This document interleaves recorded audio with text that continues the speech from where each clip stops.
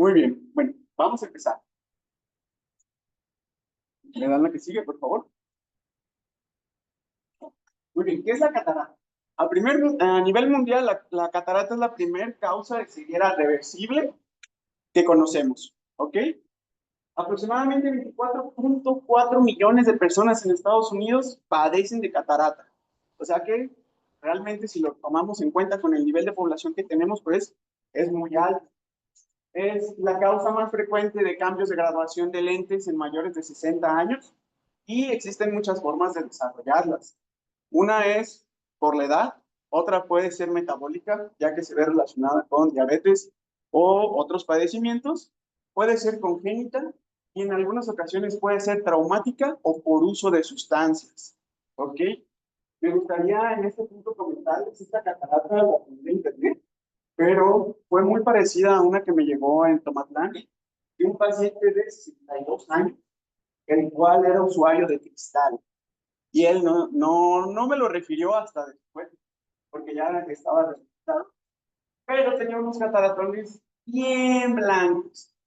Y el paciente se reconocía sano, no refería ser diabético, ni padecer ninguna otra enfermedad, y menos un traumatismo ocular. Entonces, como motivo, encontramos que fue el uso de drogas.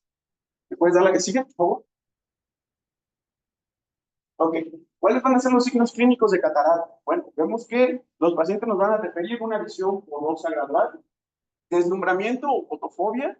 Esto puede ser por las mañanas o por las noches, ya que las luces artificiales pueden ocasionar un poco de deslumbramiento. Puede haber diplopia monocular cuando la catarata está muy avanzada. Hay una disminución de la agudeza visual nocturna, ya que pues, vemos que hay un impedimento para que la luz entre al ojo y vemos que hay una miopización eficiente. Bueno, a la exploración, pues vemos que hay muchos hallazgos en la lámpara de hendidura, eso los vamos a mencionar más adelante, ¿vale? La catarata se puede diagnosticar clínicamente en el consultorio. ¿Cómo? Tomando de agudeza visual a nuestro paciente y haciendo algún autorretrato. Porque ya desde ahí podemos ir dando una idea de qué tipo de catarata es la que tiene nuestro paciente. ¿Ok? Aquí quise englobar, generalizar un poquito todo para darle un poquito más de influencia y no meternos otra vez en la catarata.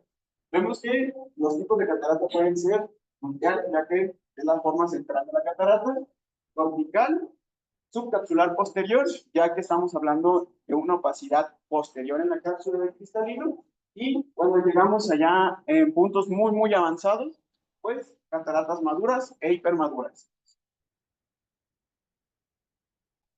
Y aquí una representación del LOX3, creo que ya todos lo conocemos y lo podemos ubicar y la verdad es que es una herramienta muy funcional cuando se trata de diagnosticar y estadificar cataratas. ¿Okay? Eh, a nivel mundial tenemos estadísticas que nos hablan que la catarata prematura afecta al 8.62% de personas en zonas rurales y al 0.97% en zonas urbanas. Esta estadística se tomó en una población de adultos mayores en India rural y urbana, ¿ok? Entonces, vemos que sí hay mucho padecimiento no diagnosticado fuera de zonas donde tenemos atención y métodos diagnósticos amplios, ¿ok?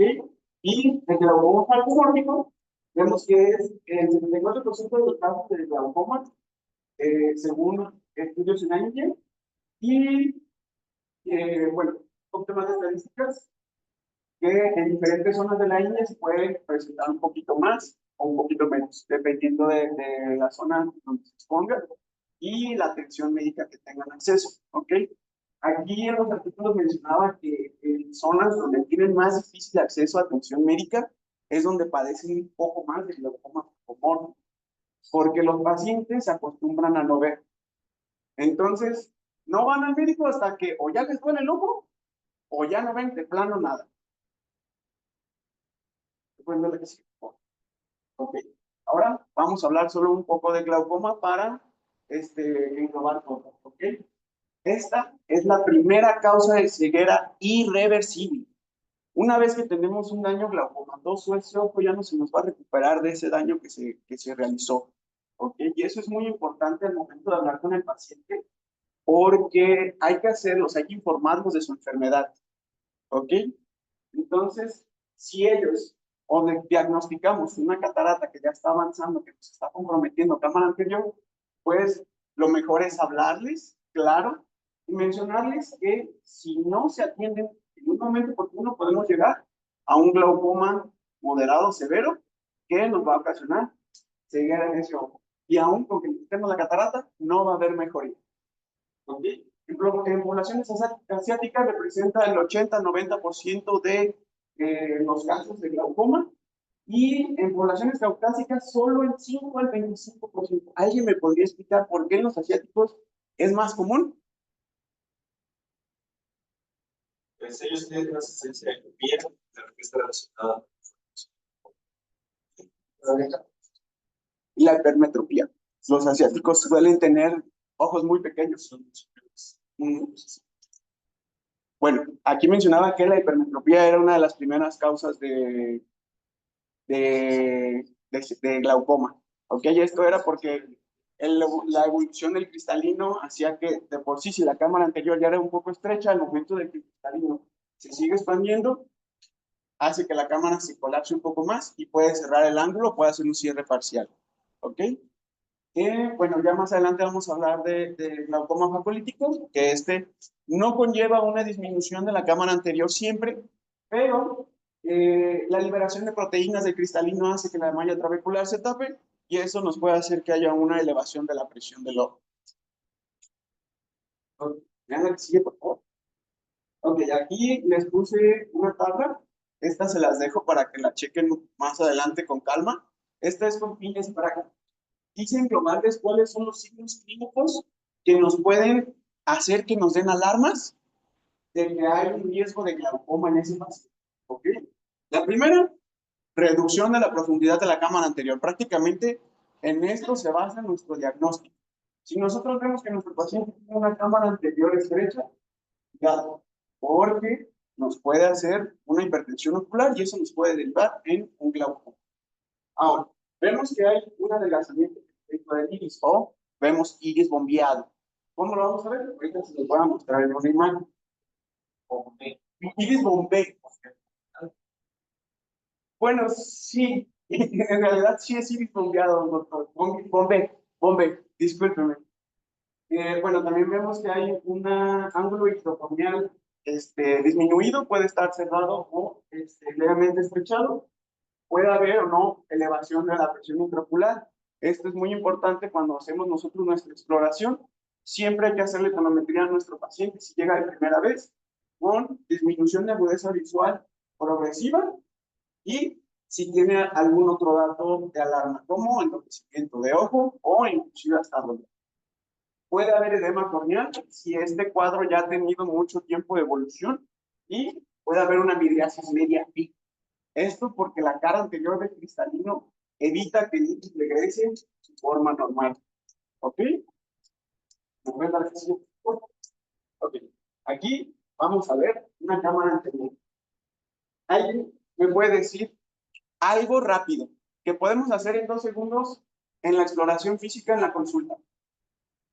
Algo subjetivo. El Bancheric es subjetivo, no es diagnóstico, pero nos da una idea de que la cámara anterior se está estrechando. ¿Ok?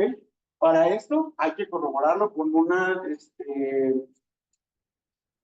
conioscopía, puede ser con un lente de 3 o 4 espejos, para corroborar si el ángulo está obstruido o si está completamente estable. ¿Ok? Aquí vemos una imagen de Scopec. Aquí podemos ver la forma de la luz, cómo se ve una pequeña convección hacia abajo. Y pues ya tenemos el dato de que el resultado está muy avanzado. Pues de la que sí. Ok, aquí vemos una gonioscopía. Aquí podemos observar que el ángulo se ve ligeramente con las ojos. Si no se observan estructuras del ángulo iridocorneal. Y aquí podemos ver un poco de edema corneal o blur en la parte anterior de la córnea. ¿Okay? Ya cuando tenemos este punto, es importante tomar decisiones pronto. ¿Por qué? porque esa córnea se nos puede descompensar y se nos puede complicar más la cosa. ¿Ok? Muy bien. ¿Cómo lo vamos a diagnosticar? Bueno, aquí en un centro oftalmológico, como que tenemos muchas herramientas que nos pueden ayudar al diagnóstico más preciso y predictivo de una catarata. ¿Ok? Aquí vemos que los CT de segmento anterior es una herramienta muy útil, ya que nos puede indicar el grosor de la córnea, el tamaño de la cámara anterior y el grosor del cristalino. Aquí también podemos evaluar de una vez el ángulo intracorneal, donde podemos verlo un poquito colapsado. Y en esta imagen se observa un poquito más el grosor del ángulo intracorneal, así como el agrandamiento del cristalino. Una de las desventajas, bueno, una de las desventajas que tenemos con este es que simplemente nos da una imagen en dos dimensiones. Entonces puede haber estructuras posteriores al índice cristalino que no podemos observar. Por ejemplo, podemos tener luxaciones de cristalino, tener estructura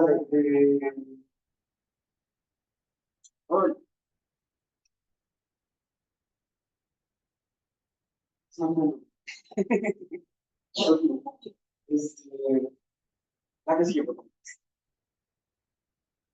Ok. Aquí dice tomar en cuenta lo que es el OCT en tiempo real o Sweet Shorts. Por lo regular lo utilizamos cuando son problemas un poquito más graves. Si se fijan, la mayoría de las unidades son de traumas oculares abiertos o penetrantes, ya que pues, nos da la posibilidad de observar estructuras en tiempo real, inclusive durante la cirugía. Pero, ¿en qué nos ayuda cuando tenemos una catarata? ¿Ok? Digamos que tenemos una córnea muy blanca que no nos permite ver correctamente todas las estructuras. Entonces, con este tipo de herramienta podemos hacer un diagnóstico transquirúrgico y podemos hacer cambios de planes en el plan quirúrgico, ¿ok? Como, por ejemplo, si vemos que hay debilidad celular o si tenemos luxación de cristalino que no observábamos en la exploración, o inclusive un colapso de la cámara anterior en el caso de que no se haya mantenido una buena presión del procedimiento. Ok. Algo muy importante, el ultrasonido modo A y modo B. ¿Por qué es importante? Porque es un estudio de bajo costo que podemos tener accesibilidad todos. El único inconveniente es que es muy dependiente del operador. ¿Ok? Necesitamos saber qué estamos buscando y cómo buscarlo para poder diagnosticarlo bien. ¿Ok? Aquí les quise poner dos imágenes para que pudiéramos ver las espigas que daban fuertes. Son imágenes de un eco modo B que se le sobrepuso el modo A para poder ver todas las espigas de las estructuras. Si se fijan, en esta imagen está bien esquematizada como vemos las espigas que van señalando el inicio de la cámara anterior. Luego vemos la cara anterior del cristalino, la cara posterior del cristalino, cámara libre que la vemos que no tiene distinción, y aquí topa en la luz. ¿Ok? Ok, ahora el modo B. Este estudio me gusta mucho porque es fácil de realizar y lo podemos realizar cualquiera que tenga un equipo para un esto. ¿Ok? ¿Qué es lo que vamos a buscar en esta imagen? En esta imagen lo que queremos es ver qué hay detrás del cristalino, ya que estamos hablando de que la catarata no nos permite observar dentro de la cámara vidriera. Entonces, con este estudio podemos observar si la retina está bien adherida o si pudiéramos tener incluso un daño en nervio óptico. ¿Okay? Esto para cuando estamos hablando con nuestro paciente y le estamos dando un pronóstico visual, saber exactamente qué podemos esperar después de la cirugía. Porque luego nos llega la sorpresa de que operamos al paciente porque tenía una catarata muy densa y al final vemos que cuando le quitamos la opacidad anterior, el nervio óptico está pálido, excavado al 100% y el paciente le dice que no vio nada. Entonces, ¿qué le dices a ese paciente? Sí, la que sigue, por favor. Ok, ahora vamos a hablar un poco de glaucoma patológico. Esta es una forma aguda de glaucoma secundario de ángulo cerrado. Esto es secundario al aumento del volumen del cristalino y por lo regular se ha visto que es con mayor prevalencia en mujeres que en hombres, en una relación de 3:1, y es muy común en los mujeres sexuales menor a 23 milímetros. Bueno, podemos tener fiebre elevada rápidamente o abrupta y pues, eso nos puede ocasionar un daño en el nervio óptico irreversible. Aquí les quise colocar dos imágenes. Aquí vemos la catarata con una córnea. Pues, podría decirse que el brillo transparente sí está opaca, sí tiene edema, y aparte, en la ecografía podemos ver que ya tenemos un ángulo cerrado. Ya podemos empezar a sospechar de que este paciente tiene riesgo de desarrollarnos un glaucoma secundario a esta catarata que no se atendió a tiempo. Ahora vamos a hablar de glaucoma patolítico. Esta es una forma de glaucoma secundario. Esta es inflamatoria, ya que se empiezan a liberar proteínas del cristalino, específicamente de la zona cortical. Esto va pasando a través de la cámara, de la cápsula anterior del cristalino y llega a nuestra cámara anterior. Esto se mezcla con el humor acuoso y el cuerpo responde liberando macrófagos. Estos macrófagos llegan a fagocitar las proteínas, pero como tienen un tamaño muy grande, llegan y se depositan en la malla trabecular y nos empiezan a obstruir la filtración del humor acuoso. Entonces, esto también es típico en pacientes de edad muy avanzada y, bueno, el cristalino cuando se vuelve premaduro, lo que les comentaba, la corteza se licúa y el núcleo se puede ir hacia el fondo. Esto lo veríamos como una catarata de Morgani, ¿ok? Más adelante les voy a demostrar una foto para que la observen más o menos como ustedes. Ok. ¿Cuáles van a ser nuestros signos clínicos que nos van a decir que nuestro paciente está en peligro de desarrollar un daño glaucomatoso? Primero, dolor ocular severo. El paciente siempre va a llegar diciendo que le duele su ojo sin razón aparente.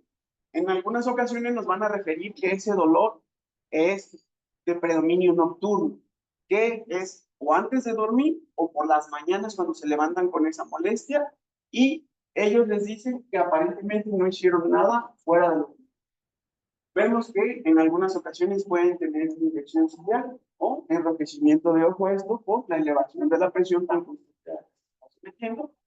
Vemos la hiperemia ciliar, el edema corneal, una cámara anterior con células, lo que les comentaba de la liposucción de cristalino, puede haber flare en la córnea y puede haber las partículas blanquecinas flotantes, como las podemos observar en la parte inferior de este ojo.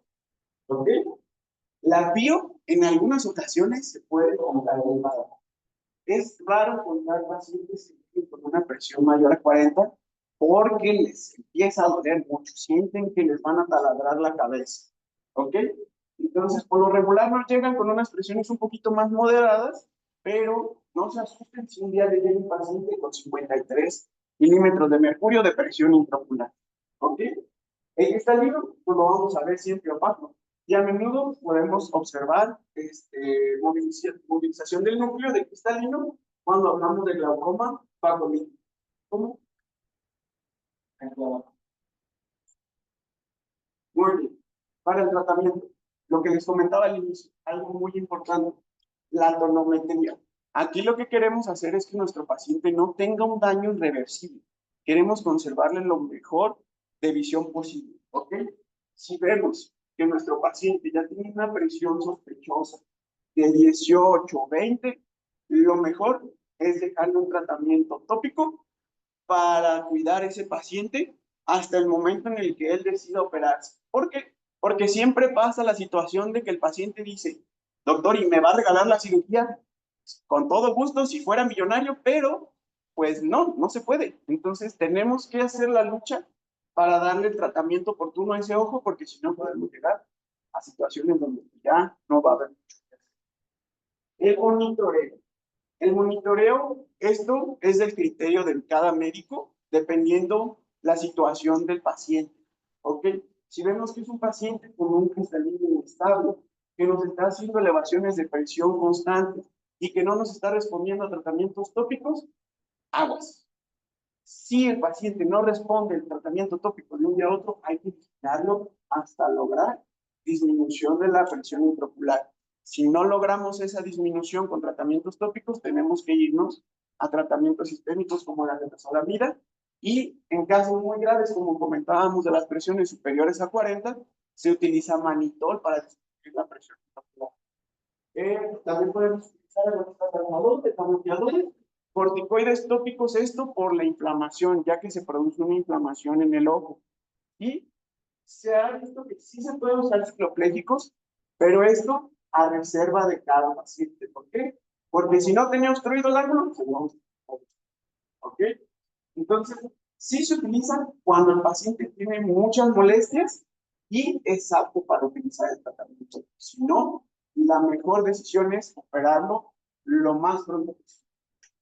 Y, bueno, los agentes hipernóticos, como les comentaba del manitol.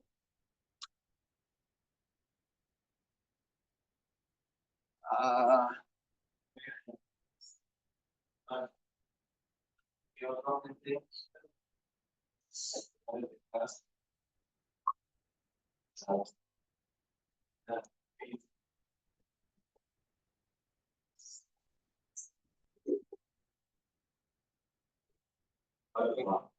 otro aparte de manitol.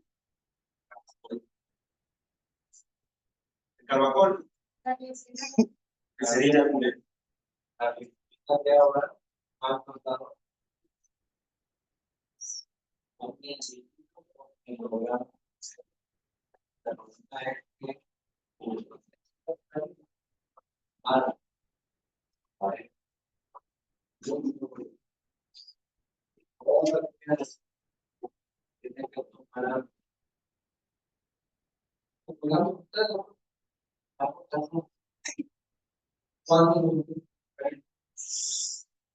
No, pues sí, un vasito grande, como de 100 mililitros.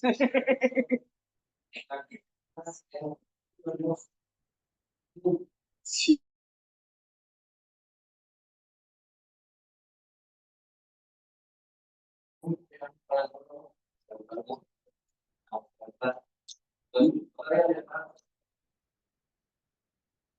Le vamos a acabar.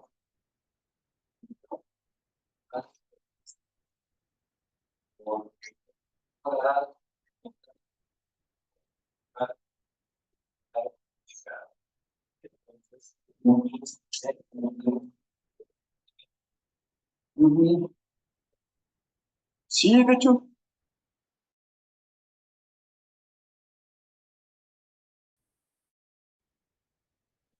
doctor, que por ejemplo no se puede hacer como escalonar la dosis en lugar de darle la dosis completa de 1 mililitro menos. Ok, no le va. Ok, ujú, igual. Ok, muy bien. Gracias, doctor. Nada, sí, ok. Aquí y les hice una tablita para consulta rápida nada más. Les puse por grupo de medicamentos, les puse qué mecanismo tiene, qué tipo de medicamentos tenemos de ese grupo y su efecto que se espera en la disminución de la fertilidad. Vemos que las eliminaciones de medicamentos como fluoxetamina o no tienen la disminución de presión intraocular más alta. Entonces, podría ser una opción en casos muy agudos. ¿Ok? Ok, ahora, vamos a hablar de las formas de tratamiento quirúrgico, ¿ok? Por lo regular, son cataratas muy duras que no siempre pueden salir por pagomultificación. Por eso, se decide hacer una cirugía extracapsular de cristalino. ¿Por qué? Por control de daños. ¿Por qué? Bueno, digamos que decimos, si sale por pago, la metemos a operar, y a la hora que estamos en la cirugía, va el núcleo para atrás.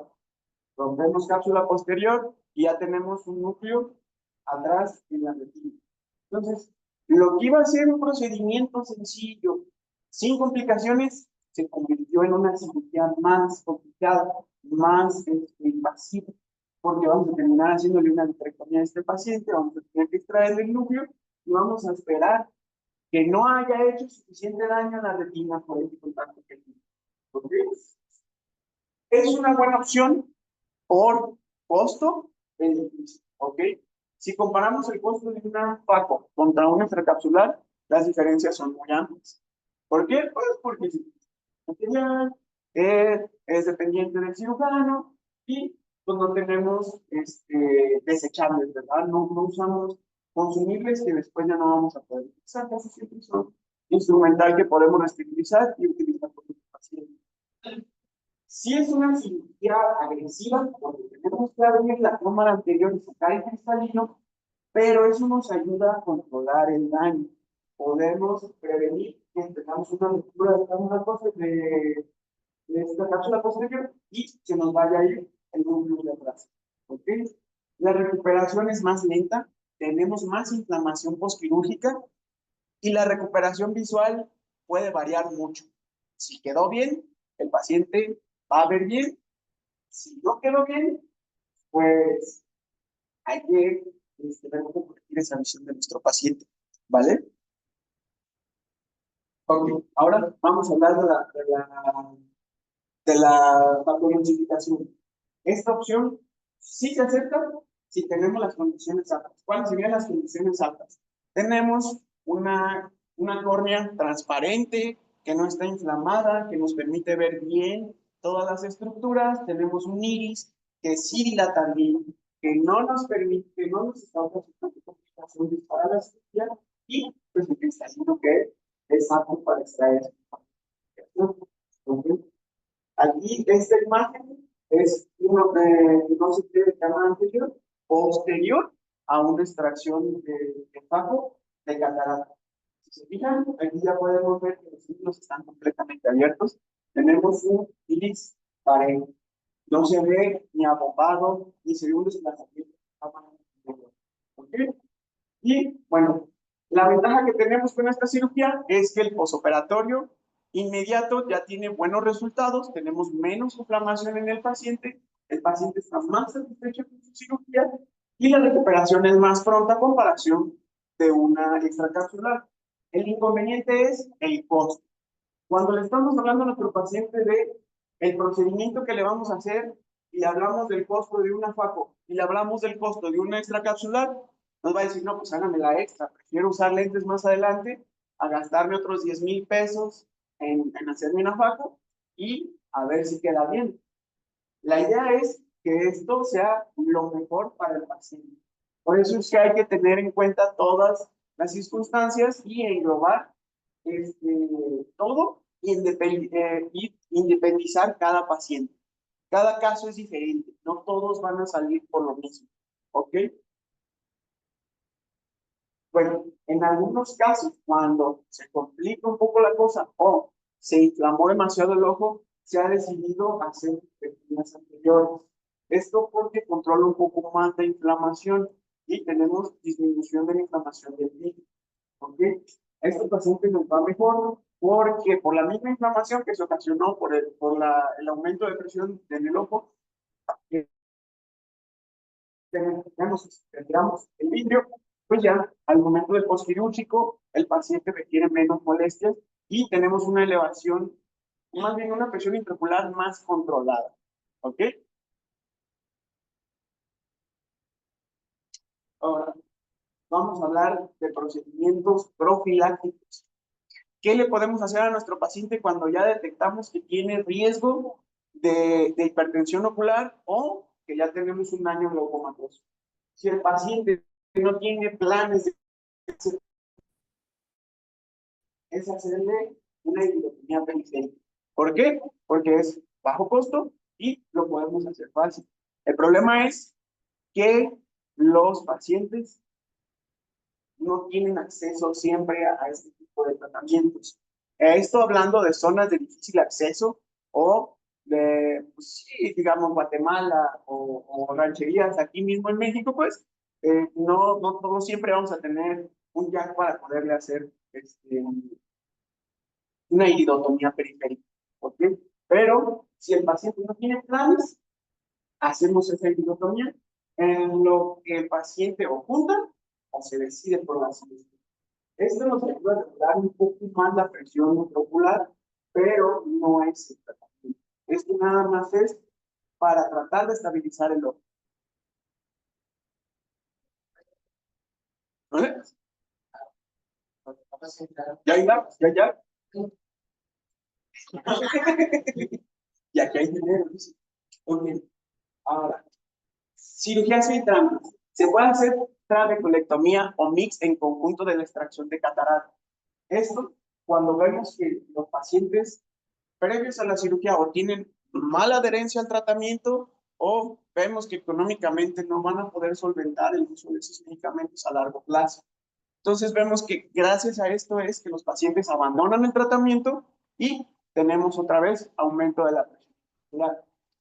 Hay artículos como el artículo Light que habla sobre hacer vacoemulsificación y luego hacer mix, otra vez colectomía profiláctica para estabilizar más la presión del ojo. A largo plazo se ha visto, bueno, se compararon dos grupos, uno al que se le hizo mix y otro al que nomás se le dejó tratamiento tópico, y a 3 años los pacientes que se les hizo mix tuvieron mejoría notoria con una disminución de la presión intraocular y vieron que no era necesario agregar una gota, no había necesidad de dejar tratamiento tópico. En comparación de los otros pacientes que únicamente se les hizo faco o extracapsular, se les dejó el tratamiento y aunque sí se vio la disminución de la presión intraocular similar, los pacientes tenían mala adherencia por el costo del tratamiento. Y bueno, una trabeculoplastia selectiva láser, esta se puede hacer transquirúrgica. Esto la podemos hacer o efectuar mediante el OCT en tiempo real. Y bueno, hablamos de que este procedimiento remodela la malla trabecular, ¿ok? Lo que nos permite poder replicarlo varias veces si fuera necesario, ¿ok? Es una cirugía que no causa mucha inflamación, puede ser ambulatoria y lo que les comentaba, se puede replicar varias veces en el caso de que sea necesario. Y lo que les comentaba del estudio LAC, que este demostró que el SLT en un tratamiento inicial fue más eficaz que el tratamiento tópico. Y bueno, aquí les hice como un compendio de artículos que hablan sobre facoemulsificación y facoemulsificación más ectomía, facoemulsificación más mix y faco más canalostomía. Y bueno, la evaluación con OCT antes y después de la faco. Esto es para ver si ya hubo algún daño nervio óptico o en fibras nerviosas. ¿Okay? Y bueno, si quieres, mejor más adelante porque vamos a hablar de los artículos que realicé. Bueno, vamos a ahondar un poquito más sobre el estudio Light. ¿Ok? Este estudio se hizo randomizado de 718 pacientes que fueron a cirugía de catarata. A 356 se les hizo trabeculoplastía y a 362 se les dejó tratamiento tópico. No se les dijo qué se les iba a hacer. Únicamente se seleccionaron los pacientes y se les efectuó el procedimiento. Y a 3 años vimos que el 74% de los pacientes sometidos a trabeculoplastía tuvieron unas PIOs normales. Entonces vimos que el tratamiento fue eficaz. Entonces sí se recomendaría cuando tenemos pacientes con alto riesgo de glaucoma o si ya tenemos un daño glaucomatoso. Ok. Aquí algo muy importante. Este artículo ya tiene algo de tiempo que lo publicaron. Este artículo se pone en 2014, pero me llamó mucho la atención porque este doctor habla sobre el glaucoma patológico y la utilidad de la Este es un reporte de caso de un masculino de 70 años, el cual llega a la consulta por disminución de la velocidad visual súbita, dolor ocular y presión ocular elevada. A la hora del diagnóstico, se le hace una ultravioletroscopía para ver el tamaño del cristalino y visualizar las estructuras para poder planificar el procedimiento de este paciente. A este paciente, si mal no recuerdo, se le hizo cirugía extracapsular y notaron que hubo una visión de 20-30 postquirúrgica. Entonces, le fue bastante bien a este paciente. Y algo que me llama la atención es la edad del paciente. Ya los pacientes muy longevos son los que presentan más comúnmente este tipo de catarata y de glaucoma.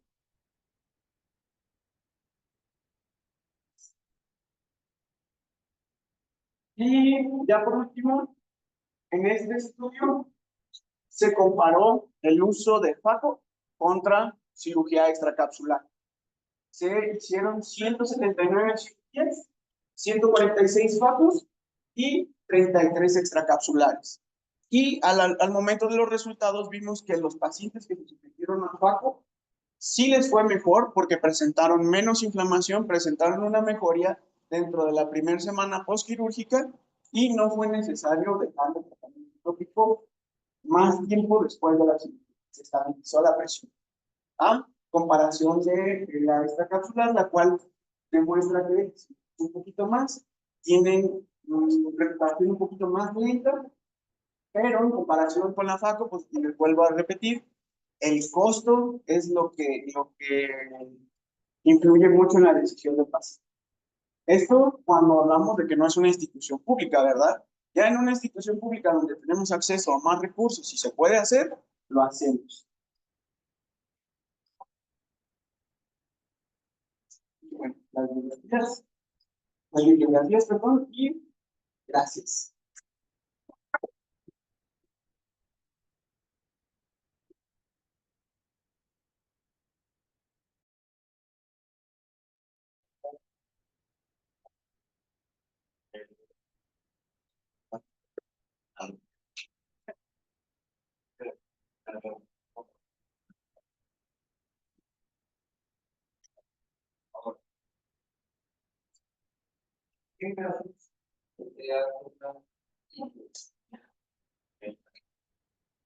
Cuando vemos que en la bronquioscopía tenemos un ángulo estrecho, un Schaffer 1, o si ya tenemos un colapso completo de la bronquioscopía, ayudar a quitar el tumor acuoso. En caso de no sé, por el, por el, si yo tengo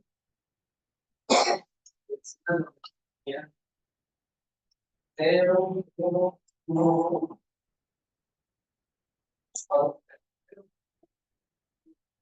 sí se lo hago.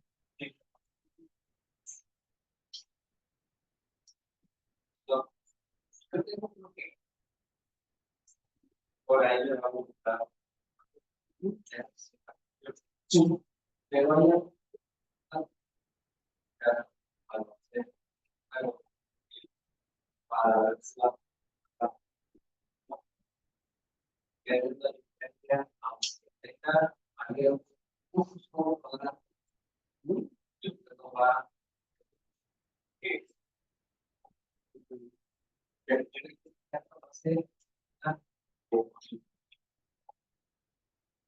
hay que intentarlo para abrir el ángulo. Si algo es otro nombre de la técnica correcta.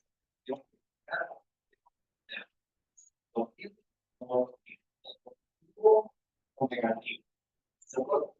Porque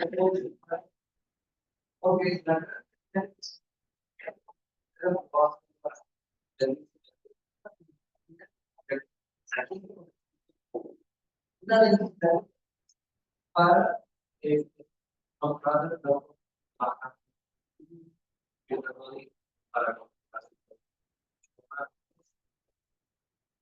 no es para evitar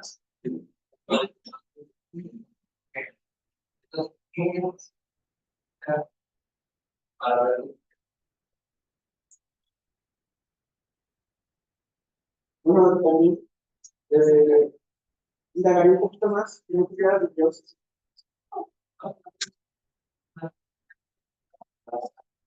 Bastante, aunque es una cámara muy estrecha. Claro, el tema que tienes nunca de cuando vaya o lo que tiene que buscar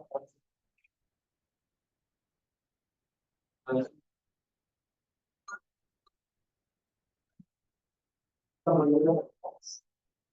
Porque pensaba que se hace una presión, se puede decir, sobre el estudio, y esa sensación se pasa, se llama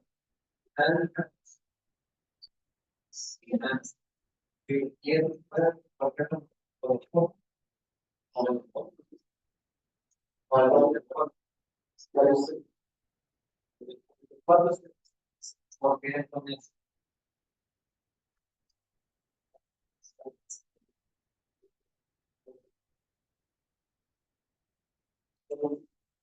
por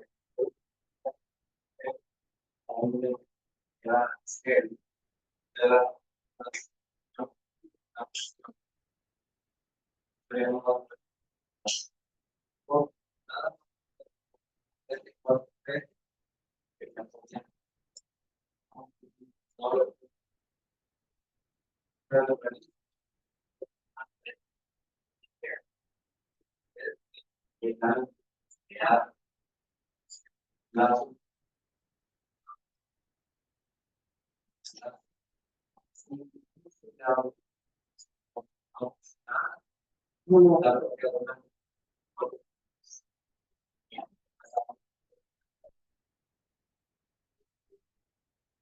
sí,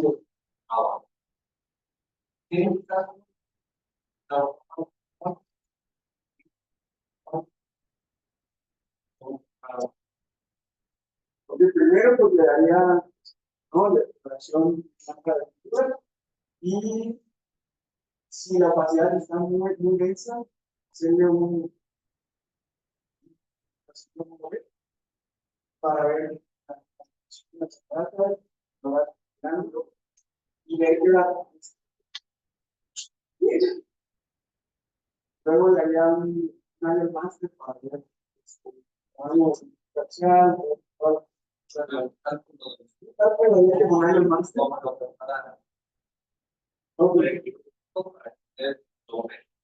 primero tengo que estabilizar la presión del ojo.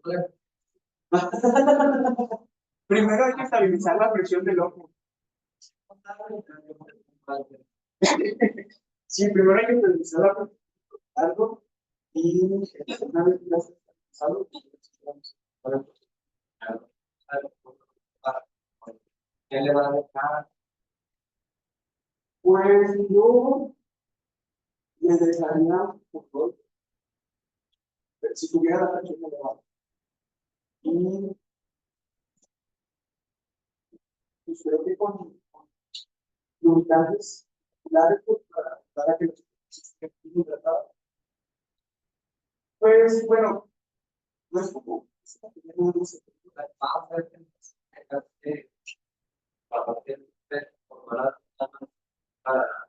no, esto ya es como perdiendo una mejoría posible, como tratando de dar el ojo en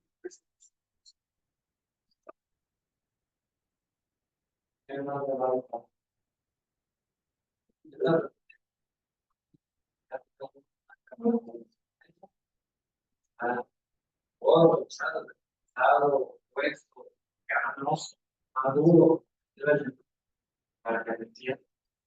Te dejan mucho, vamos a ver esquemas, ya con el tiempo. bueno, si con él se responde bien fácil y se estabiliza la presión, pues sí lo pasa. Si no, pues ya lo pasa, ya se pasó la vida.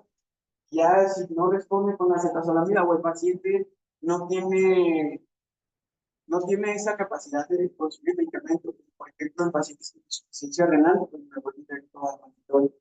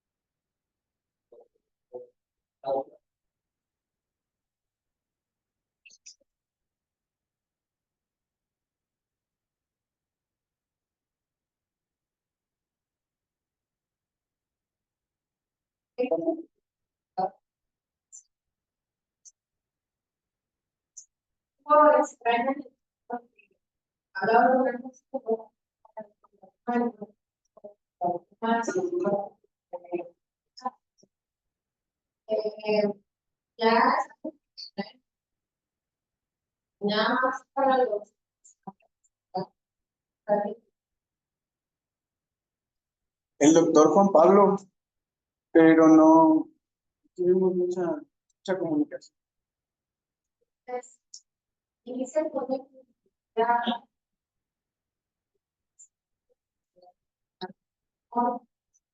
Ujú.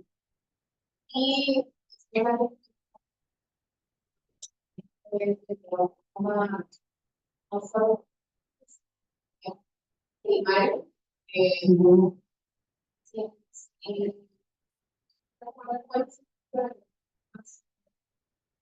El ángulo abierto.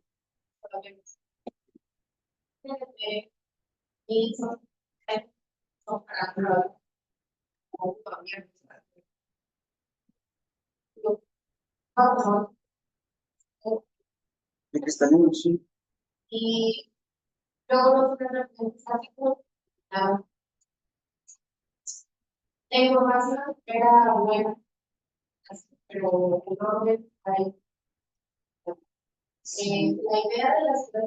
Esto, conocer la patología, pero saber qué hacer para y es justo lo que hablamos de en la broma, cómo prepararse, si eso crítica, ¿cómo te preparas para todos los 3 días antes de durante las actividades que tenemos que tomar, nada más descubrimiento. Ese es el conocimiento. También se descubrió que para la de catarata extraocular hay cambios extremos de un neurológico que no es nada raro que así que una fibra respirada, ¿sabe? ¿Qué pasa? Y cuidado con separa no puedes estar siguiendo con la cámara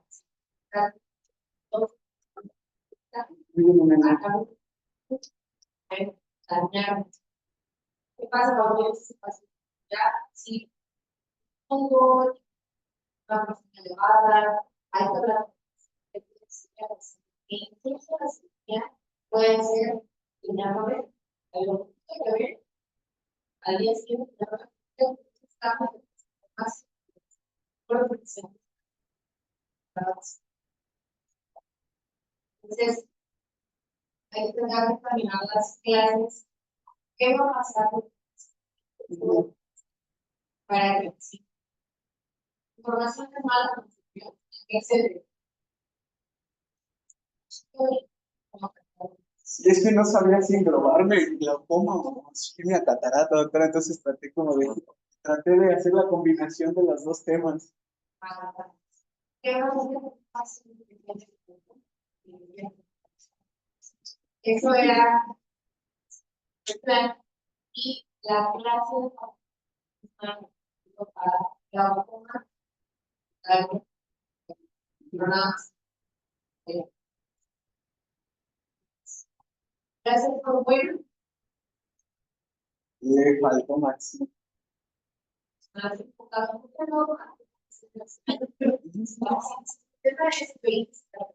¿Cómo preparo mi casa?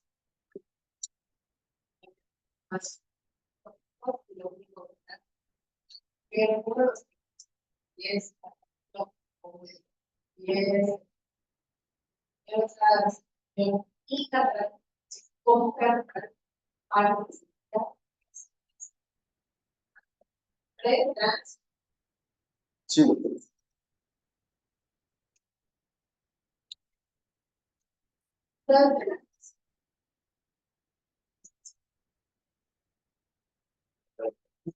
¿Cómo? ¿Cómo puede ser un problema?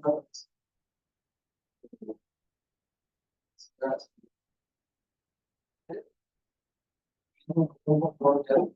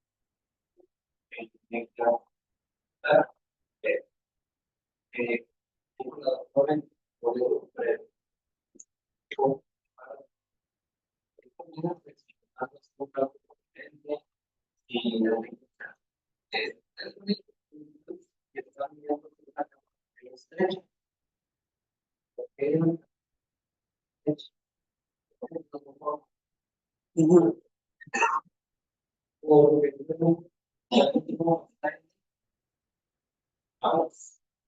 Porque la pasión, 25, 14. y me estoy viendo la cámara anterior y está gigante. Entonces, aquí, cuando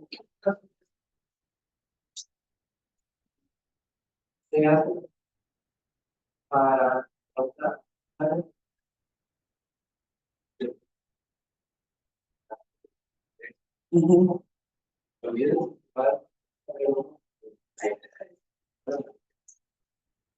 pero tenemos un para que no se puede ver bien el fondo de aunque usted me manda a hacer la manda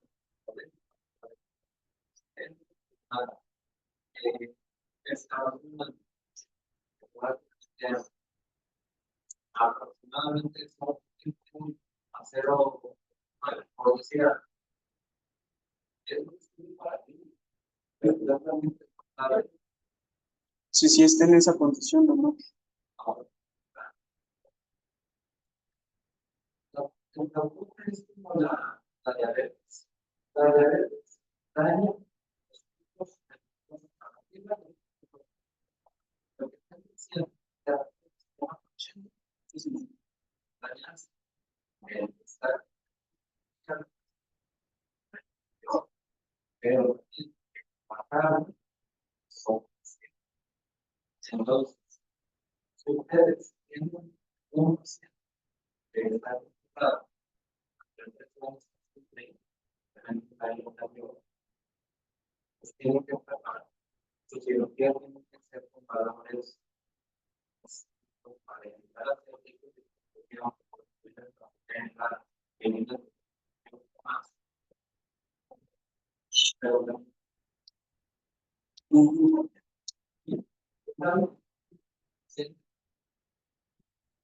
Marchamos.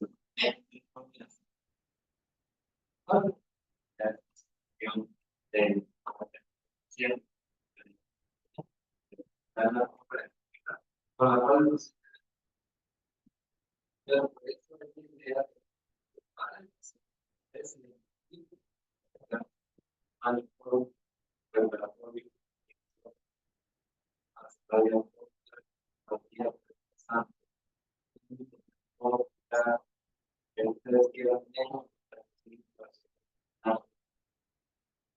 que más gente quiera a ver, porque es algo muy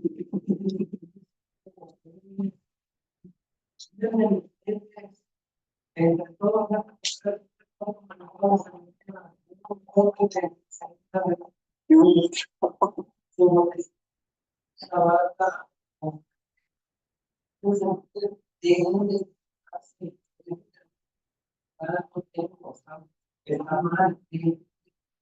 Hay que buscar soluciones. no vamos a ser parte del problema, pero también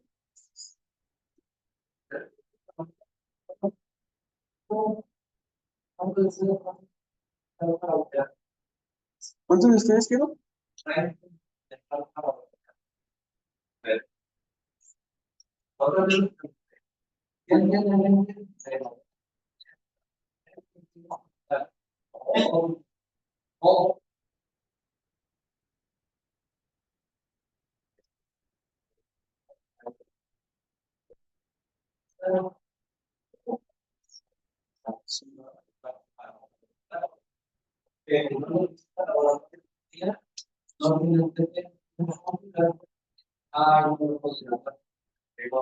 No me han regalado TP, oiga.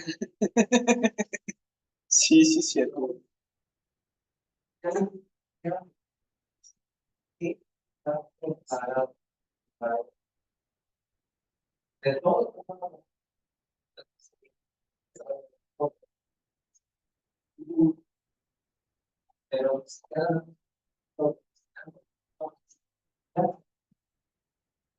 No, fíjese, yo no había escuchado lo de la glicerina, ¿no? pero sí es bastante.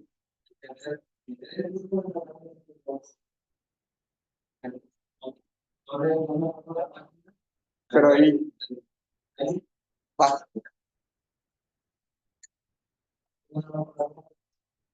Bueno, gente que ya tiene una familia, tal vez ahora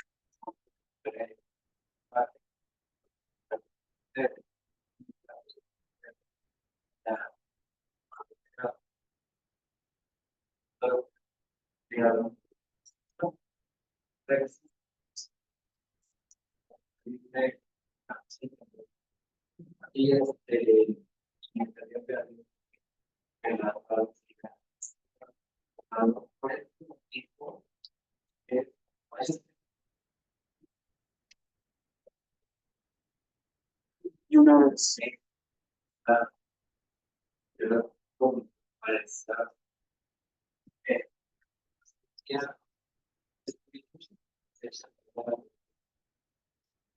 Muy bien.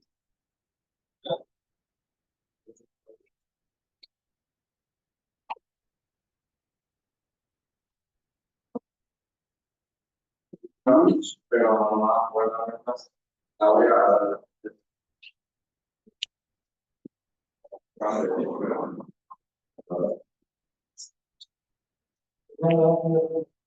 entonces se va a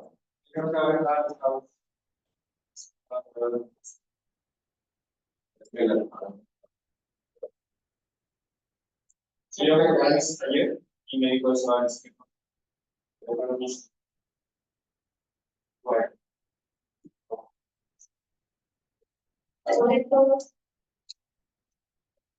¿Boletos para el qué?